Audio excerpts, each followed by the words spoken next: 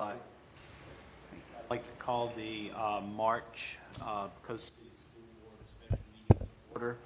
First up is public hearing superintendent's proposed budget for fiscal year 2021. Dr. Parrish. Yes, thank you, Dr. Carter. Before I start the budget proposal that I'm going to share with you this evening, I just want to let you as the board know, but as well as those who may be in our audience who are watching this evening, that we are working as diligently and as quickly as possible to develop the plan that we will use to continue the education of our students through the end of the school year.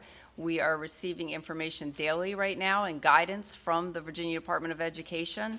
We know the General Assembly is also going to have to change some laws for us to waive some of the regulations that are going to need to be changed so that we can get our students graduated this year. But we will have more information for the public in the coming days, and I just encourage everyone to continue to go to our website, and we have the coronavirus webpage, and there you will see a number of links to include our frequently asked questions, our current instructional plan. And so if you just check that daily, we're updating those FAQs daily as we get information. And when we have fully developed our plan for continued instruction, we will notify parents of that and also get that on our website as well. So I know there are a lot of questions in our community. Some of them we don't yet have answers for, but I promise that we will. And what I say to everybody is right now what the most important thing is to make sure that we take care of each other and keep everybody healthy and follow the guidelines that we have now, and we will continue to support our students and families as best as we can while they're at home. So if everybody hangs in there, we'll continue to get information out to you. So with that said, what I'd like to do this evening is present the budget that I am proposing for next school year. Some of you likely have seen this online or on our TV channel, but I am going to go back through it in case some people are seeing it for the first time. First, what you see here is as this budget was developed that we had two main priorities for the budget: to include compensation increase for all employees and to continue to maintain all of our instructional programs. The budget that I am presenting this evening does in fact do that. So what you see here is fiscal year 21 budget and the economy. And so this is what's important due to what we are experiencing right now. The budget that I'm presenting this evening is based on the budget that was approved by the General Assembly prior to the impact, the economic impact that we felt as a country and certainly as a state as a result of COVID-19. So it's really important to realize that when this budget was developed and when the General Assembly completed their work. So what we're fully anticipating is that the General Assembly will need to come back into Richmond, and they're going to need to do a budget reforecast for next year. And I believe I can tell you that when they reforecast that budget, it's going to look very different for Virginia than it did about 3 weeks ago when they completed their budget work. Once they do that budget reforecast, we'll anticipate that they're going to do some work on the budget for next year, which will involve changes to it, which I am sure will impact the level of state funding that our school division will get next year. So I fully anticipate that I'll be back in front of you at some point later this spring to provide you an update on the budget, and we'll have to do some more work on that. Whether that occurs before May when City Council takes up the budget, I don't know yet. It just depends on when they can do that work. It also is important to note that the current state of the economy has impacted the City of Precoson's ability to fund this budget as presented as well. So potentially, while we in this budget are not making any requests for any additional funding over last year, which is a good thing, knowing that the city was already facing challenges for the budget for next year, we can anticipate that it will be even more challenging moving into next year, so we'll have to work with them as well as we move forward in the budget process.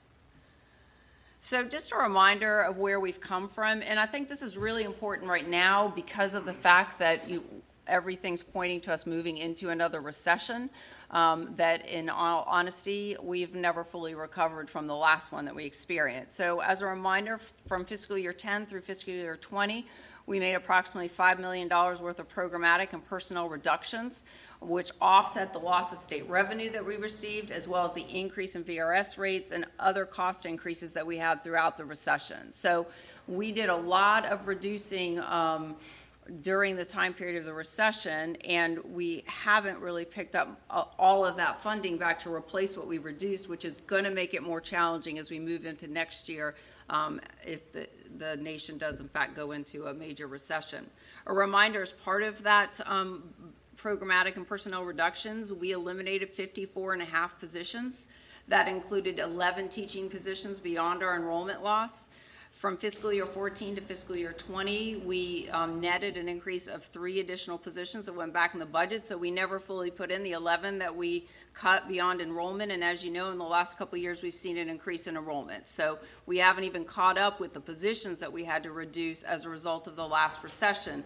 Again, this may become problematic in the future if we're headed into another major recession. We eliminated 2 instructional programs in 2 of those years. A reminder, throughout all that, though, the city of Poquoson did provide us with approximately $1.8 million more in funding, which helped us to save positions during the recession and to provide compensation when we could during that time period. So this is important because as we move forward into what I think our next year's budget will really be, we've got to remember where we've been in the last 11 years. So enrollment's always important for us. So here you can see what we projected or what we had for our actual average daily membership. A reminder that we're funded by the state on average daily membership, not on enrollment. So this is really based on the average attendance rate for the school division. So we look at our enrollment and we usually think ADM comes in about 20 students less than enrollment based on how our attendance will average out. And this is also why it's important for our students to come to school and so that we can maintain our state funding. All this is rather ironic right now, but I will tell you that we have been informed that we are not going to be impacted right now in the state funding in terms of average daily membership because our students are now all being educated at home.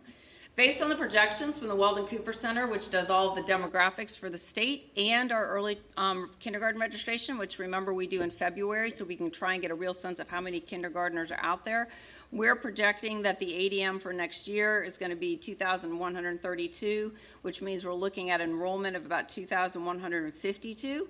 We're being very conservative in that enrollment estimate. So we're estimating we'll see an increase of another 14 students. I will tell you the Weldon Cooper Center on one of their projections had us with a higher increase. I determined and decided that we thought we needed to be more conservative, so we took one of their lower increased numbers, something I actually haven't done in the past. And again, glad that we've done that because not sure how much movement we'll see or if some of the new construction projects will come to fruition next year as they might have had we not had the experience that we're having now. But I actually am happy to let you know that we've had, in the last 3 days, 2 inquiries about enrolling a couple of students. So we're actually still enrolling students, which is fantastic.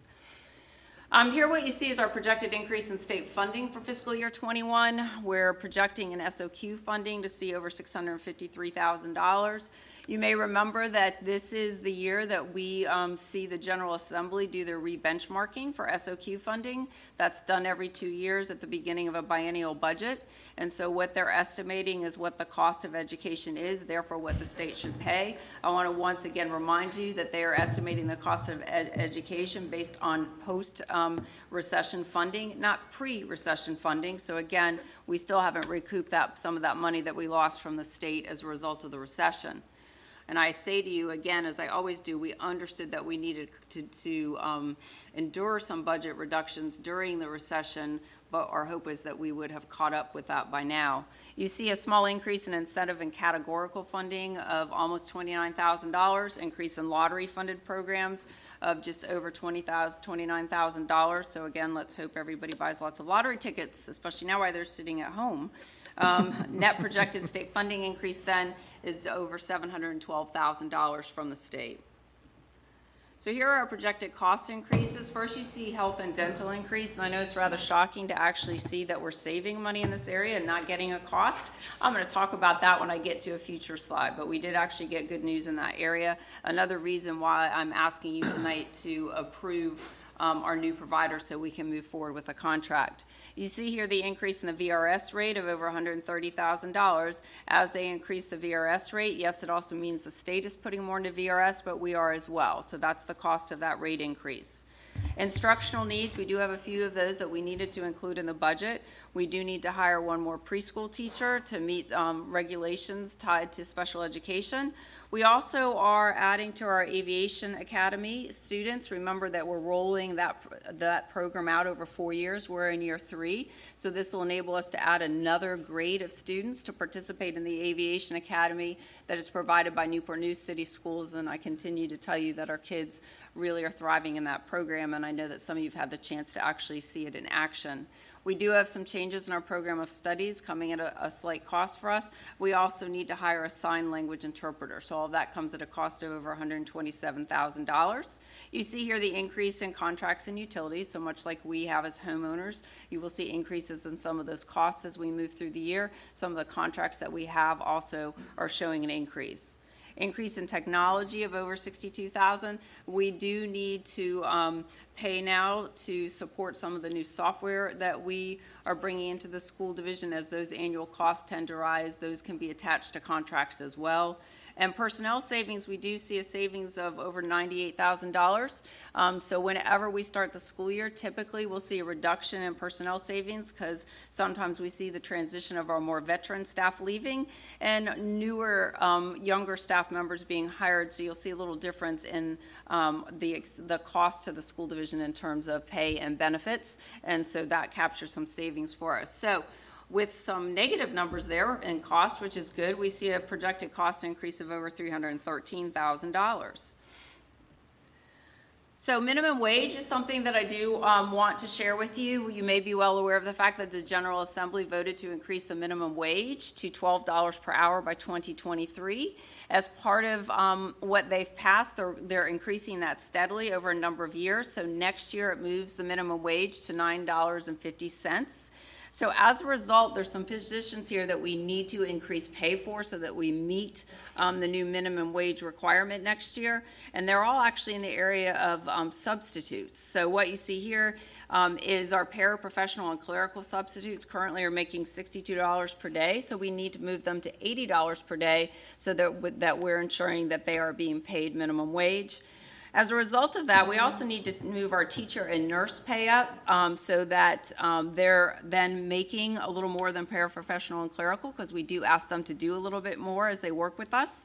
So we're moving them up to $100 per day. And our long-term substitute teachers, we always pay them a little bit more because they're staying with us for a little bit longer. So we're moving their rate up to $110 per day. So that comes at a total cost of over $61,000. And you can anticipate in the next couple years that cost will continue to increase as the minimum wage requirements increase. So health insurance, I mentioned that earlier. So we have always had to contend with the issue of the increase of health insurance costs. We have done our best since fiscal year 10 or the beginning of the recession to absorb the majority of those cost increases. We've worked closely with our benefits committee so we could find ways to do that. What we decided this year was to go out for bid again. So we issued an RFP for health and dental insurance and we received some favorable responses. We met with the benefits committee and talked about the differences between those plans. And with that work, we're recommending changing to Optima for next year, which results in a 2.83% decrease in the rates. So that gives us a savings of $45,628. Optima is offering the same services that Anthem, who we currently use, has. And some of you may be aware that about a year and a half ago, they also opened themselves up to all the Riverside doctors. So our employees will be able to stay with the same healthcare providers. The really important thing here, I think, about this to note is the fact that Optima has offered a 2-year guarantee for these rates. And that could be no more important than right now knowing what we're moving into when we're looking at budget for next year. So by them locking down the rate for us for this year and next year, that is one thing that the school division will not have to worry about, is what are those increased health costs and what health insurance rates going to mean for the school division. So when it likely will be a tough budget year, this is a really good thing. So that's why we're bringing that forward to you tonight, so we can get that rate locked in for 2 years. And the fact that we actually saved money is pretty remarkable, and never a better time to do that. Compensation increase here, you see the General Assembly's budget included a 2% increase for fiscal year 21. So what we are bringing forward in this proposal is the increase to ensure all teachers receive a minimum of a 2% increase. So this means as our teachers move up the step scale, if moving up from one step to the next step doesn't give them a 2% increase, we're making sure that happens. There are going to be a few teachers that make a little bit more than that 2% increase, because of what that step increase was. It was a little higher than 2%. But this way, no teacher receives less than a 2% increase. All other employees not on the step scale receive a flat 2% increase, so the total cost of compensation is over $342,000. So here's what it looks like for teachers. So the average teacher increase is 2.12%. So again, some teachers will get a little bit more because their step is a little bit higher, and we're not going to reduce that. All of their employees get a 2% increase. Here's the summary for you. Again, the state funding increase is over $712,000. You do see a little local increase for food service. I'm highlighting that because you'll see that in the budget. Food service is actually self-sufficient and not wrapped into our operating budget. But if you pull out our budget document, you're going to see that there, and I wanted you to understand why it was there. So you see the net cost increase, the minimum wage increase, the cost of compensation. So with all of that in play, that means that we are at a total budget surplus and shortfall of 0. This is why we do not have to ask the city for additional funding for our budget for next year. Again, no better year from that, knowing what we're heading into next year. So the budget process, and this has been out now on our webpage and on TV for a while, but today we're having the public hearing. If you're comfortable, you'll approve the budget. We'll get the budget down to City Council on March 27th. Again, very important to note, we're expecting a budget reforecast, and so likely we are going to have to talk about the budget again, but we have to follow state law, and that requires us to get a budget down to the city by April 1st. So that's why we need to pass a budget, even though we realize it may not be realistic at this time. So again, I just remind you that the state is still not fully reinvested in K-12 education since the recession. And since the recession, we've continued to have a number of unfunded mandates that additional funding has not been provided to help us with. So this is why I think next year it's going to be particularly challenging, because we aren't coming out of the same place we were when we started into the last recession. There are a number of unfunded mandates that have been passed by the General Assembly this year. So perhaps they'll consider holding off on implementing those laws another year, knowing what's going to happen with the budget. Perhaps not. So we don't know, but I do anticipate we're going to see at least some new unfunded mandates coming, along with probably a challenging budget year next year. I want to remind you, and this is important because of the middle school project, we still get no direct funding for construction or maintenance for our facilities. So just a reminder to the community, we are moving forward with the middle school renovation project because the city has borrowed the funding for it and are issuing the debt service. But it's important to note that it's entirely our locality's responsibility to fund this construction project because we don't receive funding from the state. I do want you to know that the city has already borrowed much of that money for the middle school project, so that's why we're moving forward. There may be community members that say, hey, we've got a tough economy, why don't we use that money for something else? We can't do that. The borrowing is done for specific projects. It has been approved, the money is there, so we're going to continue that project. So as a result of, as I said before, our national economic crisis right now, we're anticipating these changes coming to this budget, and there's possibility that state and maybe local revenue, we may see a decrease, but we'll get more information as we move into the coming weeks and months, and certainly I'll update everybody. Dr. Parrish. And if I am happy to answer any questions that you might have.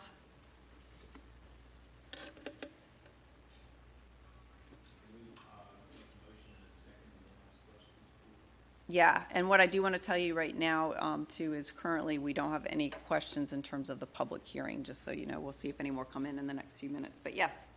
I have a motion to approve the proposed budget. So moved. And a second. Now, does anybody have questions?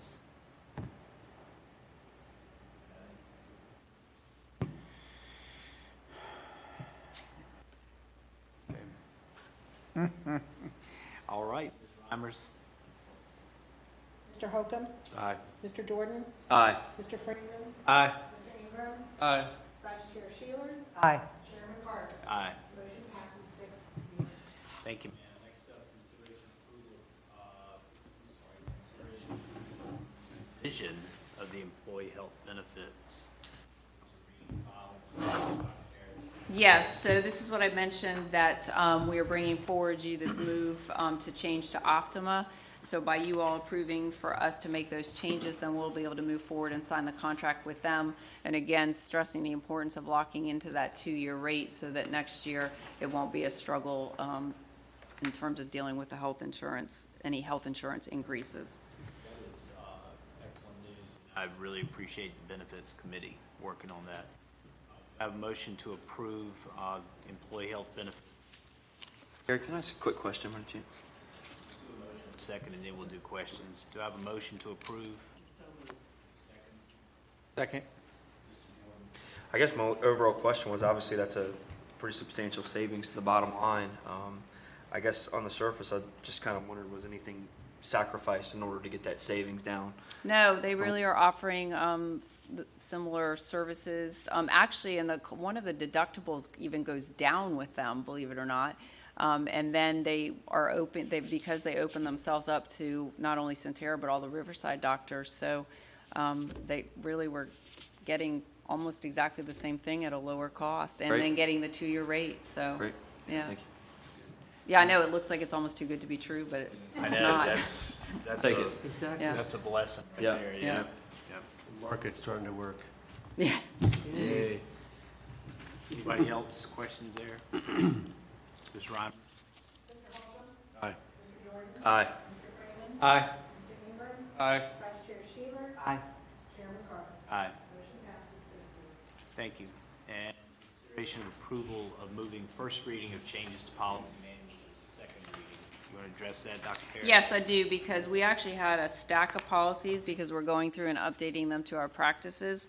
But there were 2 that we wanted to bring to you tonight. Like I said, we will have another meeting so we can get you to move through second reading and approve them. One you will see has to do, in essence, with the school calendar.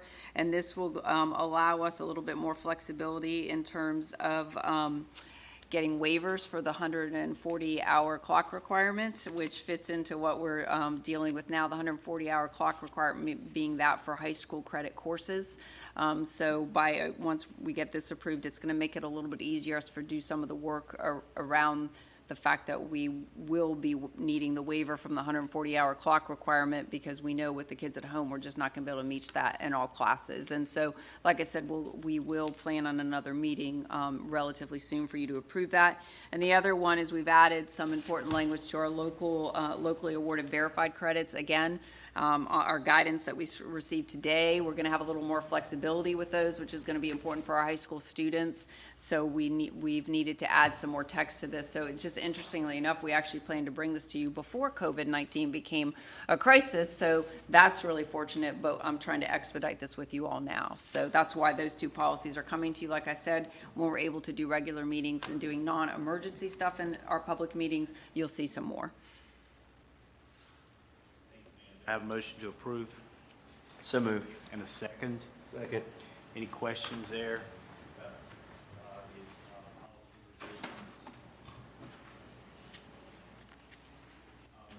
I have one, Dr. Parrish. Yes. Under eligibility, number 3. Which policy are you on? Oh, I'm sorry, 6 TAC 4.7. Yes. It says take the standards of learning test at least. Yes, so that is one of the, and realize this language aligns with the state, that is one of the state requirements that then allows us to move to a locally verified credit. I will tell you, they're changing guidance and regulations, so this is not gonna, some of this will be waived because of what we're contending with now, but we've got to get the right state language in that will then be waived, if that makes sense to you. Because clearly, as you all know, we do have this all over our website. We're fully anticipating all the SOL tests being canceled right now. VDOE is working very hard to get a waiver to USDOE, which they fully anticipate will be approved to waive all of our state standardized testing, so. That put in there because like expedited retakes. Yes, so some of that could be done through the expedited retakes. The state approves that.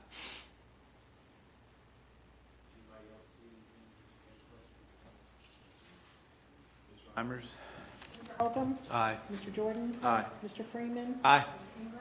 Aye. Vice Chair Shaver? Aye. Chairman Carter? Aye. Motion passes 6-0.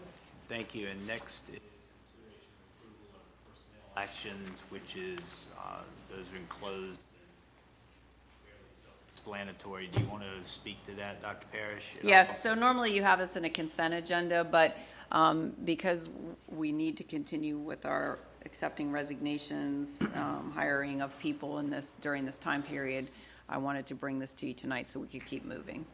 Thank you. Do I have a motion to approve? Second? Second.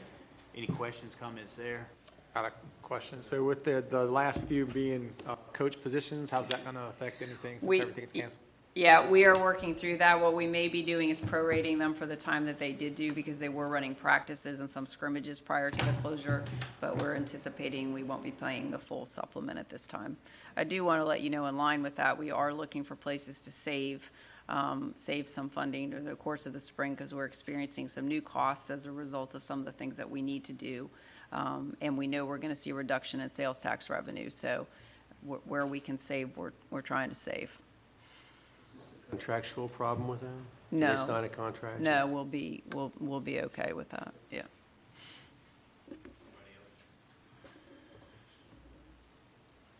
Reimers?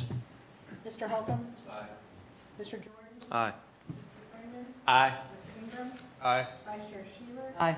Chairman Carter? Aye. Motion passes 6-0. And with that, we will adjourn and go to our work session, which is going to be a closed meeting. Thank you.